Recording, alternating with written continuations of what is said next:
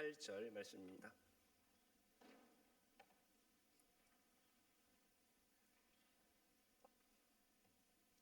빌립보서 1장 12절에서 18절 말씀입니다.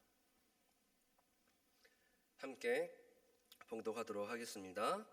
형제들아, 내가 당한 일이 도리어 복음 전파에 진전이 된 줄을 너희가 알기를 원하노라. 이러므로 나의 매임이 그리스도 안에서 모든 시위대 안과 그 밖의 모든 사람에게 나타났으니 형제 중 다수가 나의 매임으로 말미암아 주 안에서 신뢰함으로 겁없이 하나님의 말씀을 더욱 담대히 전하게 되었느니라. 어떤 이들은 투기와 분쟁으로, 어떤 이들은 착한 뜻으로 그리스도를 전파하니 이들은 내가 복음을 변증하기 위하여 세우심을 받은 줄 알고 사랑으로 하나 그들은 나의 매임에 괴로움을 더하게 할 줄로 생각하여 순수하지 못하게 다툼으로 그리스도를 전파하느니라. 그러면 무엇이냐? 거칠애로 하나 참으로 하나 무슨 방도로 하든지 전파되는 것은 그리스도니 이로써 나는 기뻐하고 또한 기뻐하리라. 아멘. 우리 옆 사람과 인사하겠습니다. 손가락 들고 인사하겠습니다. 샬롬. 자, 손가락 들고 또 따라하겠습니다. 오직 주님만이 길입니다. 오직 주님만이 진리입니다. 오직 주님만이 생명입니다. 할렐루야. 아멘. 오늘 본문 말씀인 빌립보서는 기쁨의 편지라고 불리는 성경입니다. 기쁨의 편지. 자, 기쁨. 어떨 때 사람들이 기쁨을 느낄까요? 뭔가 있으신가요? 자, 학생들은 성적이 오르면 기뻐하겠죠. 또 같은 반 친한 친구하고 같은 반이 되거나 고3 친구들은 자기가 원하는 대학에 합격하면 너무나도 기쁠 겁니다. 어른들은 뭐가 있을까요? 의식주에 관련되어서 또는 경제적으로 나에게 어떤 이득이 발생하고 무언가가 좋은 쪽으로 이루어졌을 때, 그렇죠? 사람은 기쁩니다. 기뻐하는 감정을 느껴요. 그래서 사전에서는 이 기쁨이라는 단어를 욕구가 충족되었을 때 흐뭇하고 흡족한 마음이나 느낌이다라고 설명을 하고 있습니다. 욕구가 충족되었을 때라는 거죠. 내가 생각하는 욕구, 돈에 대한 욕구, 성공에 대한 욕구든 가정에 대한 욕구든 어떤 욕구든지 간에 그 욕구가 충족되었을 때 기쁨이라는 것을 느낄 수 있다는 겁니다. 오늘 본문 말씀에 나오는 바울도 기뻤어요. 본문 말씀 18절 하반절 맨 마지막 말씀이죠. 보시면은 그렇게 말합니다. 나는 기뻐하고 또한 기뻐하리라. 바울이 기뻐했습니다. 근데 그냥 기뻐한 게 아니에요.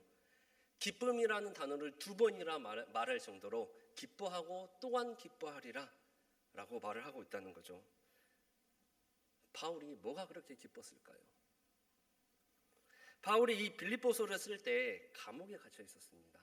다들 아시겠지만 그 상황은 세상적으로 눈으로 볼 때는 전혀 기쁨을 찾아볼 수가 없는 상황이라는 거죠. 누가 감옥에 가고 싶어하는 그런 욕구를 가지고 있겠어요? 우리나라 감옥은 처벌의 뜻도 있지만 교화의 의미가 되게 강합니다. 그래서 가르치고 이끌어서 좋은 방향으로 나아가게 해요. 그래서 밥도 꼬박꼬박 주고 운동할 시간도 주고 또 나가서 일을 할 수 있도록 일도 가르쳐 줍니다. 예전에 이런 말을 들은 적이 있어요. 세상 살기가 너무 힘들다. 차라리 감옥 가는 게 낫겠다. 감옥 가면 밥도 주지, 운동도 시켜주지, 공부도 가르쳐주지. 차라리 세상에 사는 것보다 감옥에 가는 게 낫겠다라는 걸 인터넷인가 TV에선가 제가 들은 적이 있습니다. 근데 이 바울 시대에 그 감옥은 어땠을까요? 교화의 의미가 강했을까요? 여러분이 생각하고 있는 그런 곳이겠죠. 밥도 안 주고 고문당하고 인간의 존엄성을 찾아볼 수가 없는 곳. 교화보다는 형과 벌, 형벌이 있는 곳이 바울 시대에 있던 감옥이라는 겁니다. 위생은 좋을까요? 얼마나 비위생적이고 열악하겠어요. 벌레들 생각하면 전 절대 가기 싫어요. 또 그냥 있지도 않죠. 족쇄에 묶입니다. 손과 발이 묶입니다. 그런 감옥을 누가 가고 싶어 하겠어요? 가고 싶어 하는 욕구를 누가 가지고 있겠어요? 일반적인 사람이 감옥에 가고 싶어 하는 욕구를 가졌다는 건 그 사람은 뭔가 좀 정상적인 사람은 아니라는 겁니다. 근데 바울은 그러한 감옥에 갇혀 있으면서도 이 기쁨의 편지인 빌립보서를 썼다는 겁니다. 그러면서 18절 말씀처럼 기뻐하고 또 기뻐했다고 말합니다. 바울이 정신적으로 이상한 사람이었을까요? 어디가 모자란 사람이었을까요? 변태일까요? 바울의 무엇이 충족되었길래, 어떤 욕구가 충족되었길래 이 바울은 기뻐하고 또 기뻐했을까요? 여러분도 알다시피 바울은 여기저기 돌아다니면서 복음을 전파한, 그리스도의 복음을 전파한 사람입니다. 근데 이 복음을 전파한다는 이유로, 전한다는 이유로 감옥에 갇히게 되죠. 일반적으로는 하나님의 복음의 말씀을 전하다가 감옥에 갇히면 억울하고 답답하고 하나님에 대한 원망이 나올 수 있는 상황입니다. 우리들의 상황에서 한번 생각해 볼까요? 학생들 같은 경우에 보면은 이제 시험 기간이 되면 교회를 잘 나오지 않습니다. 그렇죠? 근데 어떤 한 아이가 정말 신실한 믿음을 가지고 주일에도 꼬박꼬박 교회 나오고 수요일 예배도 나오고 금요 기도회도 나오고 그러면서 남은 시간에 열심히 공부를 했다라고 생각을 해봅시다. 근데 시험을 봤는데 성적이 오르지 않아요. 얼마나 답답하고 하나님이 진짜 있나? 이런 생각도 들 거고 기쁘지 않다라는 거죠. 전도지를 가지고 어디 전도를 갔는데 그 사람이 욕을 하고 폭력을 행사합니다. 그러면 다음부터 전도하러 가지 않을 수도 있어요. 기쁘지 않거든요. 이처럼 바울의 상황은 하나님의 말씀을 열심히 전했지만 범죄자들이 가는 감옥에 갇혀 있기 때문에 기쁨과는 거리가 먼 상황이라는 거죠. 그럼에도 불구하고 오늘 본문 말씀처럼 기뻐하고 또한 기뻐한다고 말하고 있습니다. 본문 말씀 12절 13절 말씀을 함께 봉독하겠습니다. 형제들아, 내가 당한 일이 도리어 복음 전파의 진전이 된 줄을 너희가 알기를 원하노라. 이러므로 나의 매임이 그리스도 안에서 모든 시위대 안과 그 밖의 모든 사람에게 나타났으니. 아멘. 형제들아, 내가 당한 일이, 바울이 당한 일이 뭡니까? 감옥에 갇힌 거죠. 하나님의 말씀을 전하다가 감옥에 갇혔어요. 그 일이 도리어 복음 전파에 뭐가 됐다고 말씀합니까? 진전이 됐다라고 말씀을 하고 있습니다. 어떻게 진전이 되었냐? 13절 말씀을 보면 나의 매임이 내가 감옥 간 일이, 내가 감옥에 갇혀서 이 매임이 이 일로 인해서 시위대의 안과 밖에 모든 사람에게 나타났다는 겁니다. 이 말씀인즉 바울이 감옥에서도 하나님의 말씀을 열심히 전했다는 거예요. 바울이 감옥에 가지 않았다면 시위들을 하고 있는 군인들을 볼 일이 있을까요? 없을까요? 없죠. 바울이 감옥에 가지 않았다면 감옥에 갇혀 있는 그 죄수들을 볼 일이 있을까요? 없을까요? 없습니다. 이처럼 평소에 만날 수 없는 사람들, 만날 일도 없는 사람들이 그곳 감옥에 있었고 이 사람들에게 예수님을 전하고 예수 그리스도의 그 복음의 말씀을 전파했다는 거예요. 밖에서 열심히 하나님의 말씀을 전한 이 바울이 감옥에 갇혀서 이건 계획이 없는 일인데 빨리 나가서 복음을 전해야지 라고 생각을 했다면 바울의 눈에는 그들이 보이지 않았을 겁니다. 그들에게 예수님의 복음의 말씀을 전파하지 않았을 거예요. 하지만 하나님은 바울의 눈을 열어주셨고 군인들과 죄수들이 보이게 하셨고 감옥에 갇힌 위기를 복음을 전할 다른 기회로 바꿔주셨습니다. 이것을 깨달은 바울은 하나님께서 이끌어 주신다는 것을 깨닫고 기뻐한 겁니다. 여러분들은 어떤 어려움과 위기를 겪고 있습니까? 각자 어려운 일이 다르겠지만 어려운 상황을 부정적으로만 계속 생각하다 보면 끝없이 불평하고 불만합니다. 바울도 마찬가지죠. 감옥에 갇힌 자신을 보면서 부정적인 생각과 부정적인 시각을 가졌다면 군인들과 죄수들이 보이지 않았을 거고 자신의 신세를 한탄하면서 하나님을 원망했을 거예요. 하지만 우리가 그리스도인으로서 믿음의 눈으로 우리가 처한 상황을 본다면 하나님께서는 그 상황을 통하여 여러분을 통하여 하나님을 드러내는 기회로 바꿔주시는 줄 믿습니다. 그리고 우리의 불평과 원망을 기쁨으로, 바울처럼 기쁨으로 바꿔주실 줄 믿습니다. 감옥에 간 그 상황이 바울에게는 복음을 전할 좋은 기회였어요. 바울이 이것저것 돌아다니면서 전도했잖아요. 그 시절에 기차가 있겠습니까? 비행기가 있겠습니까? 차가 있겠습니까? 자전거가 있겠습니까? 두 발로 열심히 걸어다니면서 하나님의 말씀을 전파했다는 겁니다. 근데 감옥에 매여 있으면서 가만히 앉아 있으면 사람들이 오는 거예요. 죄수들을 지키러 오는 병사들이 알아서 찾아오고 옆에는 같이 있는 죄수들이 항상 있고 병사들이 오면은 이 바울이 뭐 했을까요? 하나님의 말씀을 전파했겠죠. 예수 그리스도를 전파했겠죠. 그리고 그 중에는 분명 복음을 영접한 병사들도 있었다는 겁니다. 듣고 싶지 않아도 들을 수밖에 없는 상황이었고 그렇기 때문에 바울은 12절처럼 자신의 투옥이 매임이 복음 전파의 진전이 되었다라고 말씀을 하고 있습니다. 빌립보서 4장 22절 말씀 함께 봉독하겠습니다. 모든 성도들이 너희에게 문안하되 특히 가이사의 집 사람들 중 몇이니라. 아멘. 여기서 말하는 가이사 집 사람이란 황제를 모시는 궁전의 신하들을 가리킵니다. 이것은 병사들뿐만 아니라 로마 황제의 신하들에게도 하나님의 말씀 예수 그리스도가 전파되었다는 거고 그들 중에 믿는 자들이 생겨났다라는 것을 알 수 있는 말씀입니다. 로마서 8장 28절 말씀 함께 봉독하겠습니다. 우리가 알거니와 하나님을 사랑하는 자 곧 그의 뜻대로 부르심을 입은 자들에게는 모든 것이 합력하여 선을 이루느니라. 아멘.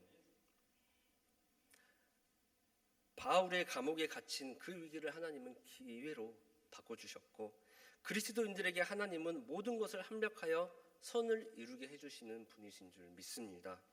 그렇기 때문에 자신이 처한 환경을 바라보는 것이 아니라 그 배후에 계시는 우리의 백으로 계시는 하나님을 바라보고 그 상황을 인내해야 하고 하나님의 계획하심을 소망하고 바라볼 수 있어야 됩니다.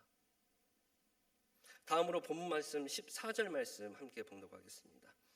형제 중 다수가 나의 매임으로 말미암아 주 안에서 신뢰함으로 겁 없이 하나님의 말씀을 더욱 담대히 전하게 되었느니라. 아멘. 바울은 기뻐했어요. 자신이 감옥에 감으로써 군인들과 죄수들을 전도할 수 있음에 기뻐했습니다. 그리고 이어서 그 사실을 알게 된 밖에서 전도하고 있는 사람들, 빌립보 교회 사람들에게 그것이 계기가 되었다는 거예요. 바울이 잡혀서 감옥에 갇혔기 때문에 무서워서 도망가서 피하는 것이 아니라 바울이 한 일에 도전을 받아서 더욱더 담대하게 하나님의 말씀을 전했다는 겁니다. 즉 바울은 선한 영향력을 끼쳤다는 겁니다. 오늘날 우리도 선한 영향력을 흘려보내는 믿음의 사람들이 되기를 축원합니다. 여러분을 통해서 누군가 교회 다니고 여러분을 통해서 누군가가 믿음을 갖게 되고 여러분을 통해서 누군가가 주님을 영접하고 또 그 사람이 누군가에게 선한 영향력을 흘려보내고 예수 그리스도의 사랑을 전파하고 얼마나 복된 영향력입니까? 고린도후서 2장 15절 말씀 함께 보겠습니다. 우리는 구원받는 자들에게나 망하는 자들에게나 하나님 앞에서 그리스도의 향기니. 아멘. 성경은 그리스도인의 향기라고 표현하고 있습니다. 향기는 냄새죠. 그렇죠? 냄새가 있죠. 딸기는 무슨 냄새가 납니까? 그렇죠. 딸기 냄새가 납니다. 요즘 어떤 과일이 나오죠? 요즘 포도도 좀 나오는 것 같더라고요. 포도는 무슨 향기가 날까요? 그렇죠. 포도 향기가 납니다. 그러면 그리스도인은 무슨 냄새가 향기가 날까요?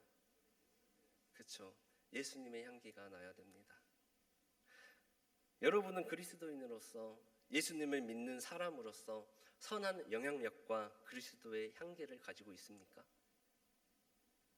그 향기를 어떻게 가질 수 있을까요? 그냥 교회만 왔다 갔다 한다고 그 향기가 몸에 배이지 않아요. 예수님을 완전히 영접해야 되고 하나님의 말씀을 지켜서 행해야 되고 교회라는 향수에 우리의 몸을 완전하게 담가버릴 때 우리의 몸에 예수님의 향기가 배일 수 있다는 겁니다. 앞으로의 믿음 생활에 있어서 그리스도의 향기가 여러분의 몸에 더욱더 깊게 배일 수 있기를 축원합니다. 마지막으로 본문 말씀 15절하고 17절 말씀 함께 봉독하겠습니다. 어떤 일들은 투기와 분쟁으로 어떤 일들은 착한 뜻으로 그리스도를 전파하나니 그들은 나의 매임에 괴로움을 더하게 할 줄로 생각하여 순수하지 못하게 다툼으로 그리스도를 전파하느니라. 아멘. 밖에서 전도하는 빌립보 성도들이 바울이 감옥에 갇혀서 그 안에서도 하나님의 말씀을 전하고 있구나라는 것을 알고 도망가고 숨는 것이 아니라 도전을 받아서 더 열심히 전도하고 하나님의 말씀을 전하게 됩니다. 15절 말씀을 보시면 어떤 사람은 투기를 가지고 어떤 사람은 분쟁을 가지고 어떤 사람은 착한 뜻으로 전도를 한다라고 말씀을 해요. 이게 무슨 말씀이냐면 바울이 빌립보에서 인기가 많았나 봐요. 근데 그 모습을 보고 바울을 시기하고 질투하는 사람들도 당연히 있겠죠. 근데 그 바울이 지금 어디에 있습니까? 감옥에 있어요. 바울을 시기하고 질투하는 사람들에게 이것은 기회입니다. 인기와 명예를 얻을 수 있는 좋은 기회라고 생각했어요. 그래서 더 열심히 하나님의 말씀을 전하고 전도를 했다는 거예요. 17절 말씀을 보시면 나의 매임에 괴로움을 더하게 할 줄로 생각하고 다툼으로 하나님의 말씀을 전했다라는 겁니다. 예수님을 전하는 순수한 마음에서 하는 그런 전도가 아니라 자신의 욕구를 채우기 위한 전도를 했다는 거예요. 물론 착한 뜻으로 순수한 마음으로 전도를 한 사람들도 있었지만 바울을 시기 질투해서 바울보다 더 유명해지고 싶어서 더 열심히 전도한 사람들도 있었다라는 거죠. 바울이 이 상황을 어떻게 바라봤는지 우리 마지막 말씀인 18절 말씀 한 번 더 봉독하겠습니다.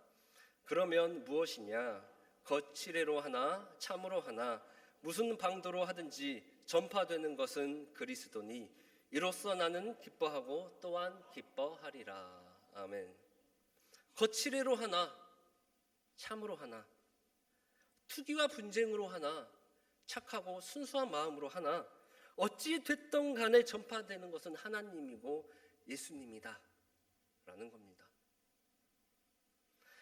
바울 자신을 시기 질투하는 의도로 더 열심히 전도했다고 할지라도 그 상황을 통해서 전파되는 것은 우상이 아니죠. 세상적인 것이 아닌 예수 그리스도의 복음이 전파됐다는 겁니다. 그것에 감사하며 바울은 기뻐하고 또한 기뻐한다라고 말씀을 하고 있습니다. 설교 처음에 말했다시피 기쁨은 자신의 어떠한 욕구가 충족되었을 때 흐뭇하고 흡족한 마음이나 느낌입니다. 그리스도의 복음이 전파되는 것,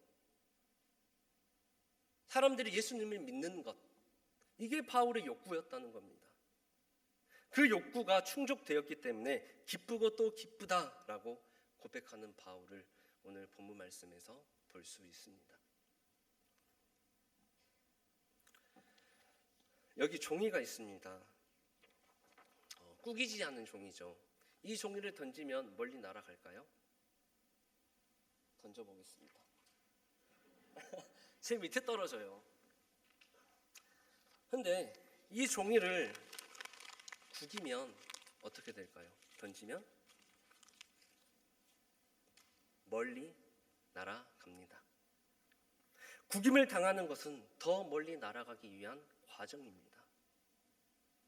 감옥에 갔지만 그 상황 속에서 군인들과 죄수들을 전도할 수 있음에 기쁘고, 감옥에 갔지만 그것이 계기가 되어서 사람들이 더 열심히 전도함에 기쁘고, 시기 질투로 전도를 하는 사람들이 있었지만 어떻게 되었든 간에 예수 그리스도의 복음의 말씀을 전파될 수 있음에 기쁘고, 이렇게 우리도 바울처럼 위기를 기회로 만들어야 됩니다. 세상적인 눈으로 그 상황을 마주하는 것이 아니라 그 구겨짐 속에서 믿음의 눈으로 그 상황을 마주함으로써 주님 안에서 항상 기쁨으로 그 상황을 헤쳐나가는 그리스도의 향기를 가진 하나님의 거룩한 자녀들이 되기를 축원합니다. 기도하겠습니다. 사랑하고 내가 풍성하신 하나님 아버지, 우리의 욕구가 하나님의 일이 되기를 소망합니다. 우리의 욕구가 세상적으로 흥하며 세상적인 물질과 권세를 추구하는 욕구가 아니라 하나님의 기쁨이 되는 욕구가 되기를 소망합니다. 주님 안에서 우리가 누리는 기쁨이 커지고 그 기쁨이 주님의 기쁨이 되기를 원합니다.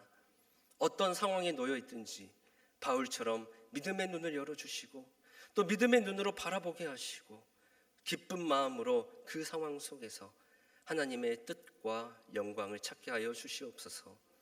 또한 우리가 그리스도인으로서 예수님을 닮아 그리스도의 향기를 내뿜으며 그 향기와 선한 영향력을 주변 사람들에게 흘려보내는 그리스도의 향기를 가진 참된 천국 백성 되게 하여 주시옵소서. 우리를 구원하신 예수 그리스도의 이름으로 기도드립니다. 아멘.